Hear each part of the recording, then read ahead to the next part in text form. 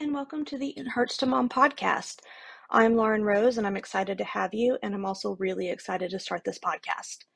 One little caveat before we start, though, I'm a writer, not a public speaker, so what you're going to hear is minimally edited and just really authentic. So who am I? I am 42. I live in Texas in the United States, and I'm the mom of a 9-year-old daughter. I'm the creator of the brand It Hurts to Mom, which is at ithurtstomom.com and at It Hurts to Mom on Instagram and Facebook. I've had chronic pain for nearly 30 years. It started with migraines and tension headaches at age 15. And then in my 30s, I developed spondyloarthropathy, degenerative and inflammatory arthritis, degenerative disc disease, and fibromyalgia. And then at 37, I became disabled and had to stop working. Plus, I've had depression, anxiety, and chronic fatigue my entire life. I didn't know these things weren't normal, that not everyone feels this way all the time. I'm starting this podcast because of the chronic pain statistics. In the United States alone, 50 million people live with chronic pain. That is 20%. That is 1 in 5. And 8% of us, which is 1 in 12, have chronic pain that significantly affects our daily lives. And the world statistics are pretty much the same. 10 to 20% of people in the world live with chronic pain. And it's been an extremely lonely journey. So my goal is to show love to a group of people that doesn't feel loved by society and culture. I mean, we spend most of our time putting on a smile and trying to look healthy. And I also want to, besides talking about our struggles, I want to provide tips and tricks for dealing with each area of our lives better. So today's episode is on parenting with chronic pain. We're going to talk about 7 struggles and then 7 tips for making things easier on us. So struggles. Number 1, taking care of a baby. So there's the physical toll, the making bottles and cleaning bottles, the pumping of milk, having to have playtime, having to have tummy time, not to mention trying to get housework done. My daughter hated the playpen, so she screamed and cried whenever I tried to put her in there to do dishes or, clean the floors. So I did not get a lot of housework done back then. Then there's the fatigue. The lack of sleep is just inherent in having a baby. When I went back to work, the first, week that I went back to work, I was so exhausted. I actually dozed off at the wheel going down the highway on the way to work that morning. And when I opened my eyes, it was really scary realizing that my eyes had just been closed for a second or two, and I had no idea that had happened until my eyes opened up. And speaking of going back to work, there's the stress of finances if you have to put your child in daycare to go back to work. There's the working outside the home mom guilt or dad guilt. Plus, if you're a woman, we've got hormones and emotions that are just out of control on all over the place. I was lucky enough to be able to take my baby to work with me until she got too distracting, when she could just sit there in her playpen or on the floor on a blanket and just play. She was fine, but then when she started actually trying to play with my papers or getting too involved with typing on the computer, I had to send her to daycare full time. But it was nice when I had it. Taking care of an older child. Number 2, they can do more things for themselves, but they also seem to need more things a lot of the time.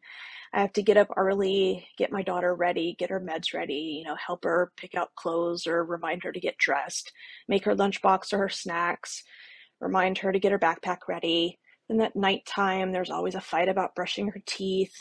I have to help her, give a bath, and she always wants to play with me while she's getting a bath. So that's a little bit of a toll on me.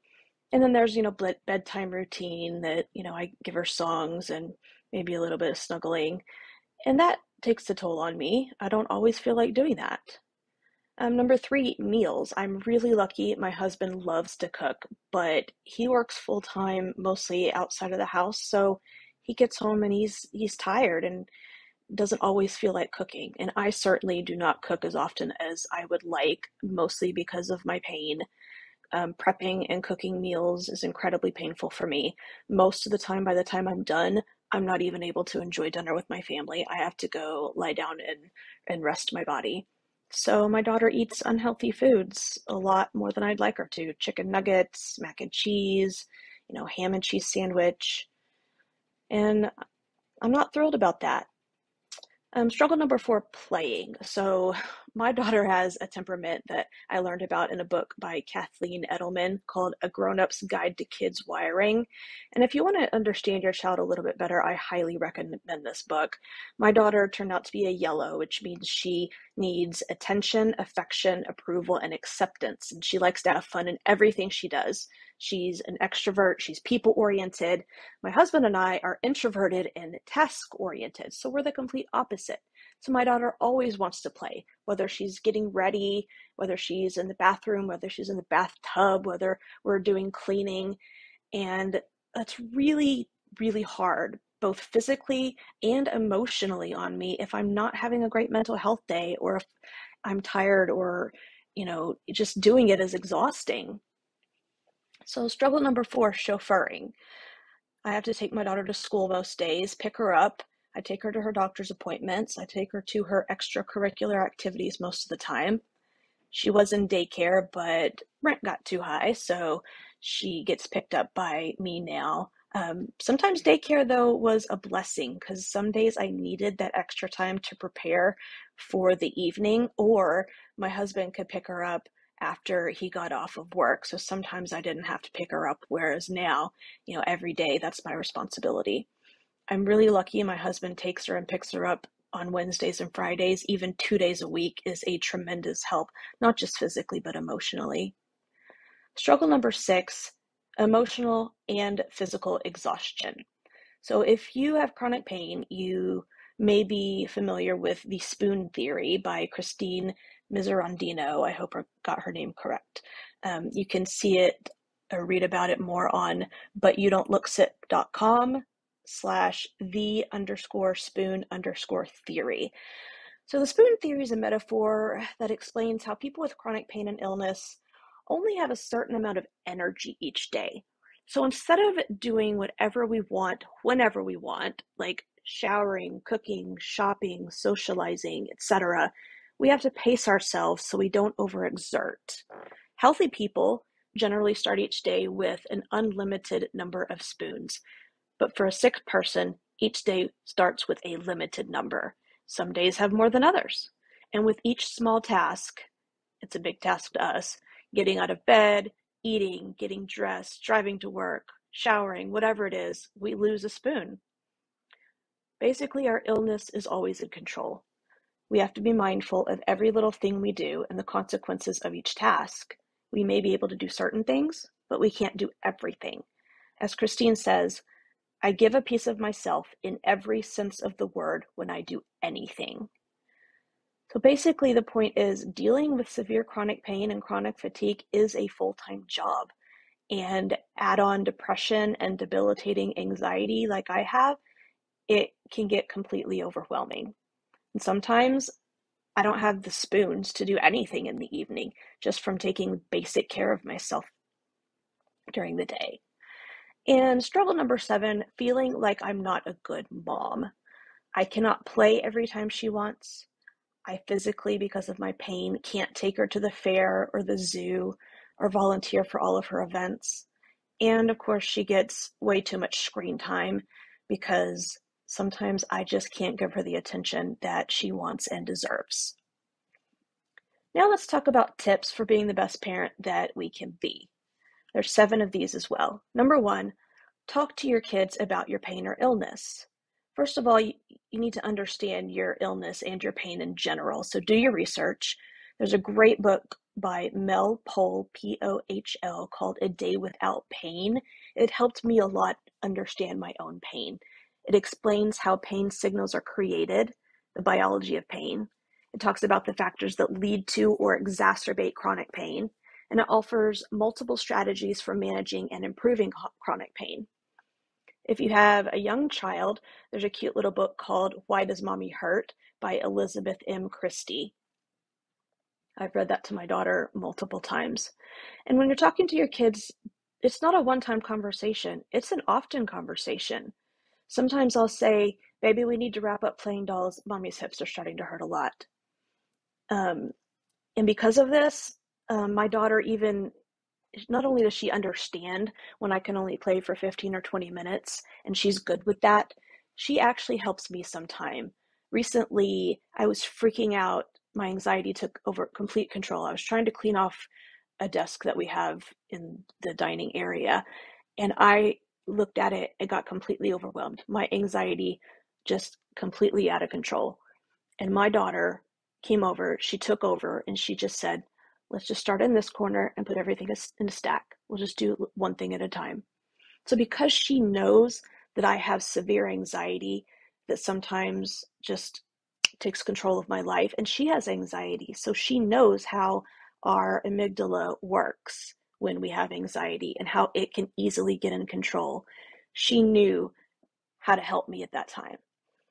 Obviously, when you're talking, keep it age appropriate. And if they ask questions, answer honestly, but not in too much detail. They don't need to know every single little struggle that we have. Tip number 2, taking care of your child. Enlist help. If your child's a baby or a toddler, you'll get a lot of help offers. Take them up on it, even if you don't think they meant it. If they offer to help, take them up on it. Tell them specifically what they can do. Can you watch the baby for an hour while I take a shower or run to Target? Number 2, sleep when the baby sleeps, or you probably won't sleep at all. Also, with help, you might have a partner, you might have a family member, older siblings can help, and if you can squeeze the funds, hire a housekeeper. My almost 77-year-old mother comes over and helps me take care of my house. And yes, on one hand, that makes me feel terrible, but she loves doing it. It brings her joy and it helps me.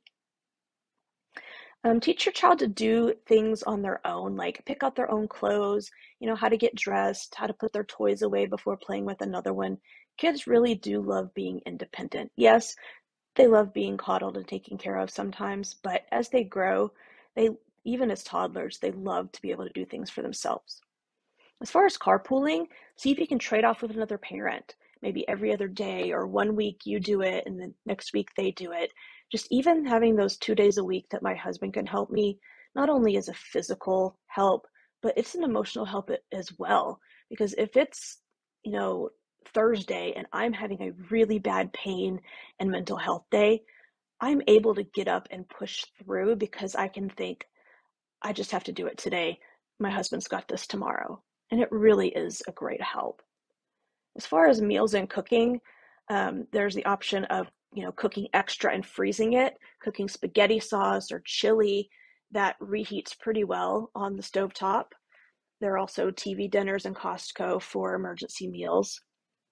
And I'll talk some more about, meals in my next podcast, Living with Chronic Pain. Number 3, playing. Modify your playing. I have to do this all the time. I play lying down or in my favorite chair.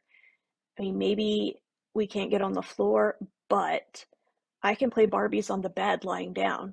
I can play pretend with her when I'm lying on the bed or on the couch. I can play board games with her on the couch. She loves to move my pieces and roll the dice or spin the wheel, move my little pieces around the board. She loves to do that for me. So in a few minutes, you'll actually hear an interview, a short interview with my daughter that I thought was important. I wanted to get her perspective on living with a parent with chronic pain. Number 4, have great supplies on hand.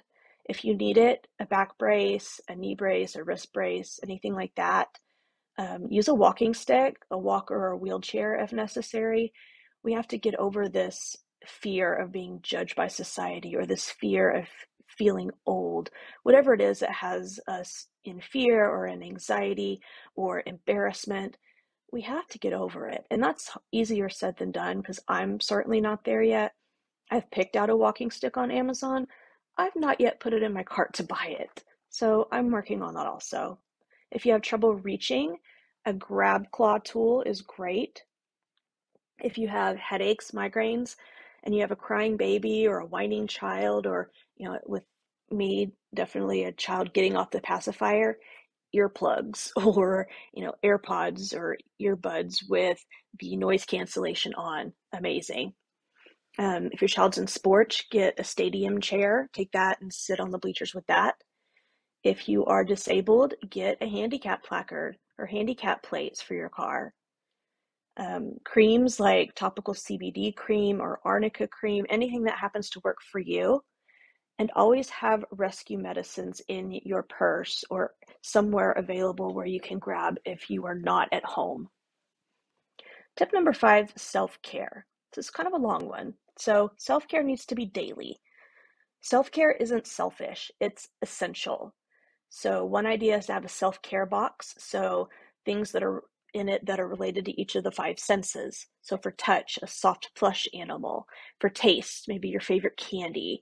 A sound, a CD or a playlist based on your mood. If you need to relax, listen to spa music. If you need to feel angry in that moment, alternative or heavy metal music. If you need to feel motivated or like you can do something. 4 songs that I love: I Will Survive by Gloria Gaynor, Stronger by Kelly Clarkson, Fight Song by Rachel Platten, and Don't Stop Believing by Journey. The sense of smell, essential oils are amazing. You can just smell them and they work in your brain. You can also put them on topically. And for sight, a photo of your family or just anything that makes you happy, your dog or something adorable. Other ideas for self-care: journaling, meditation, going for a walk if you can. That's not something I can do, but a lot of people can, and it's, great. Coloring, whether it's an adult coloring book or sometimes I even color in my child's coloring book. It's relaxing, that those movements and the creativity. If you need to, cry. This is something I'm working on as well. I don't like to cry. I've always seen it as a sign of weakness, but I'm teaching my daughter that crying is important and that you need to cry to get those feelings out. So I'm trying to do that more also. And also an Epsom salt bath. I think they used to say bubble baths. I'm more into Epsom salt baths. They're relaxing and they remove toxins at the same time. So you can't beat that. And finally, with self-care, stop the negative self-talk. We can acknowledge that we feel like bad parents, but be sure to also acknowledge that we're doing the best we can. Next in self-care, therapy. Even if you're going once a month, even if you're going online, it's really helpful to have somebody to talk to about anything that's not going to judge you and that's going to help you through it.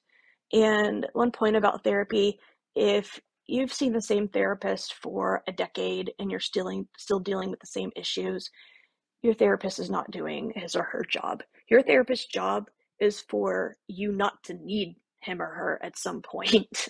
It's to drive them out of a job so that you are healthy enough not to need them. And finally, on self-care, medications. You may struggle with depression or anxiety if you have chronic pain. They may be short-term or long-term medications. There's no shame in that, especially the last couple of years with COVID and mental health really being forefront of a lot of conversations. There's not any shame in that or stigma in that as there used to be, decades ago. Medications help us be the best version of ourselves. And if medications aren't the right thing for you, like my mother's very sensitive to medication. She can't take most medications. Her body reacts badly. There are a lot of natural supplements. There's CBD, turmeric with black pepper, vitamins D3 and B vitamins, magnesium, different things that can help with pain, can help with depression, mood, anxiety, all of those things. Tip number 7, remember that even healthy parents often don't feel like they're good parents. Healthy parents have a lot of the same struggles, just for different reasons. Sometimes they can't play with their child or take them certain places or volunteer. Maybe that's because other parents are busy around the house or working or taking care of other children, but they still have the same struggles. And I think most parents these days probably think their kids have too much screen time. I think that's a common conversation. So let's not beat ourselves up too much feeling like a bad parent because we are unhealthy, because we've got the same struggles other parents have, just for different reasons. And tip number 7, just be present. Like I said, my daughter is perfectly happy if I'm playing dolls with her for 15 minutes. She doesn't care if I'm lying down Or on my really bad days, if she has to move all the dolls while I just do the voices. She just wants the attention and to spend time with me. And with that, I'd like you to hear the little interview that I had with her just yesterday. So I'm here with my daughter B. She's 9 years old. Hi. And I wanted to get a child's perspective regarding what we're talking about. So, you ready? Yeah. All right, first question, what's it like having a parent who happens to be me with chronic pain? It's bad but also good because sometimes she can't play with me, but sometimes she also can. What's the hardest part? The hardest part is sometimes she can't play with me. Yeah, it definitely gets hard sometimes. Yeah.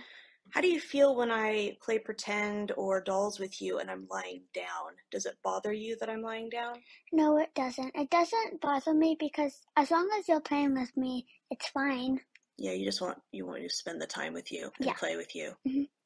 Can you see that I really do try to play and spend time with you even when I'm hurting a lot? Yes, I know sometimes or most of the time you hurt a lot, but it doesn't mean that you can't play with me still. So I do I can see and I do know that you are always trying to play with me and you're trying your hardest. I do my best. Do you love me the same as you would if I didn't have pain? Yeah, of course. I figured you were going to say that, but I think it's important that we remember that our children love us the exact same as if we were healthy. Thank you. You're welcome, no problem. I hope you found my daughter's words encouraging, and I really hope you've enjoyed the Parenting with Chronic Pain episode of the It Hurts to Mom podcast. See you next time.